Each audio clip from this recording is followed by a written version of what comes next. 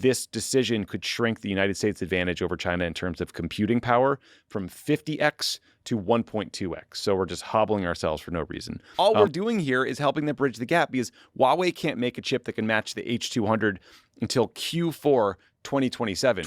So we're just going to give them a bunch of our chips in the meantime. I mean, the H200 outperforms any chip produced in China by about 32%. And then it's like, there's a bunch of different like specs you can look at, but it's like a third or 50% better than any other chip. So we're just going to send a bunch of these things over there in the interim and like help them catch up. Like it is almost certainly just going to boost China's aggregate compute capacity. And it also will allow them to export more services, right? You want to kind of get to some of this superintelligence, AGI, whatever you want to call it, first, in part to kind of understand what it does before the Chinese understand what it does. This is clearly the result of like lobbying at a fever pitch. Like the US government used to be pretty coordinated when it came to limiting China's access to these chips because they know that's just going to like feed the PLA and its military and, impact the balance of power. This is just a huge departure for that.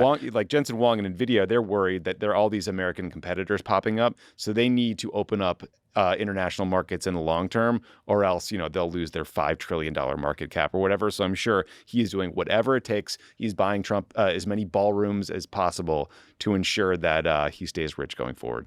Yeah, I mean, it's interesting because NVIDIA, which is a huge part of the AI bubble that we're living through, and God forbid if and when it pops, their short-term strategy is just clearly like just sell, make as much money, like keep the margins going. The risk for them, though, we should say, is Huawei. This is going to probably make it easier for Huawei to catch up in the long run because they're pretty good. I mean, we had 20 years of concern from people like Donald Trump about the Chinese stealing our intellectual property, right, and ripping us off. Then meanwhile, he's just kind of handing them the crown jewels here. It feels like lobbying. You're right. It feels like at that dinner with MBS where we saw those pictures of Jensen Huang and Elon Musk and David Sachs, like with shit-eating grins on their face in the White House.